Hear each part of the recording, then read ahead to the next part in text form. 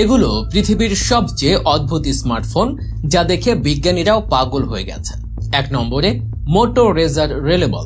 এই স্মার্টফোনটি আসলে একটি ফিচার স্মার্টফোন, কারণ এটি আপনার কাছে ছোট দেখাবে কিন্তু টিপে টিপে রোল করা যাবে, যা একে আরো বড় করে তুলবে।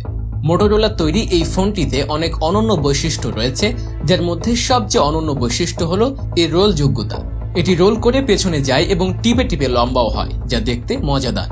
2 নম্বরে লেনোভো C+। ঠিক মোটোরোলার ফোনের মতো আপনি এই স্মার্টফোনটিকে ভাঁজ করে আপনার কবজিতে পড়তে পারেন। এটির স্ক্রিনটি বেশ বড় এবং এটি দেখতে স্মার্টফোনের রিমোট কন্ট্রোলের মতো, যা আপনি ঘড়ির মতো কবজিতেও বেঁধে রাখতে পারেন, যেমনটি এই ভিডিওতে দেখা যাচ্ছে। এর আরেকটি বৈশিষ্ট্য হলো ব্যবহারকারীরা তাদের নিজস্ব পছন্দ অনুযায়ী এই ফোনের ইন্টারফেস পরিবর্তন করতে পারেন। 3 নম্বরে নুবিয়া আলফা। স্মার্টফোনের চেয়ে স্মার্ট ঘড়ি বেশি, কারণ এর ডিসপ্লে অনেক বড়, যা কোনো সাধারণ স্মার্ট ঘড়িতে দেখা যায় না।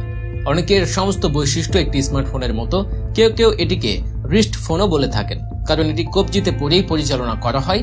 আপনি এটি স্মার্টফোন বা স্মার্ট ঘড়ি যেটাই বলুন না কেন, তা আপনার উপর নির্ভর করে। 4 নম্বরে রয়েছে মোটোরোলার নমনীয় ফোন।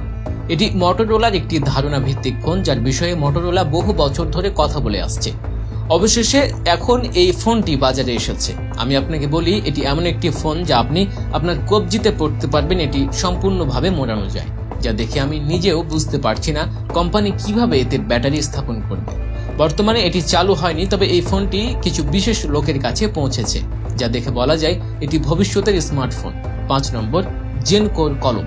এই ডিভাইসটি স্মার্টফোন এবং কলমের সংমিশ্রণ। এটি দেখতে হুবহু একটি কলমের মতো, কিন্তু এতে স্মার্টফোনের সব বৈশিষ্ট্য রয়েছে। হ্যাঁ, আপনি এটি কলম এবং স্মার্টফোন উভয় হিসেবে ব্যবহার করতে পারেন।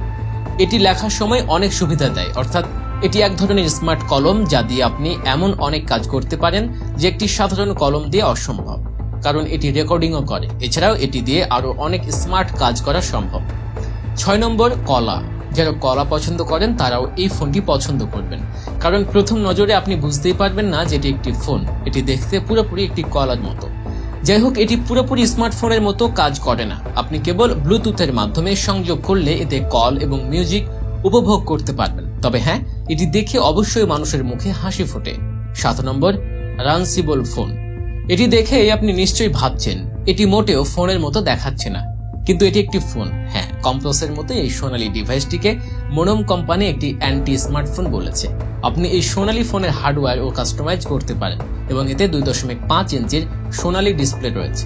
এতে কোনো স্পিকার নেই, যার অর্থ ব্লুটুথ স্পিকারের সঙ্গে সংযোগ ছাড়া কল করা সম্ভব নয়। 8 নম্বর নো ফোন। হ্যাঁ, কোনো ফোন নেই। এটি এমন একটি ফোন যা মোটেও ফোন নয়, বিভ্রান্ত হবেন না। আসলে এটি একটি প্লাস্টিকের ডামি ফোন, যার কোনো ডিসপ্লে নেই এবং এটি কাজও করে না। এটি মানুষের অভ্যাস থেকে মুক্তি পাওয়ার জন্য তৈরি করা হয়েছে। যারা ফোনের প্রতি আসক্ত তারা এই ফোনের সাহায্যে তাদের অভ্যাস ত্যাগ করতে পারে। এবং আপনি বিশ্বাস করবেন না, এই ফোনটি যখন প্রথম বাজারে আসে তখন অনেকে এটি কিনেছিলেন।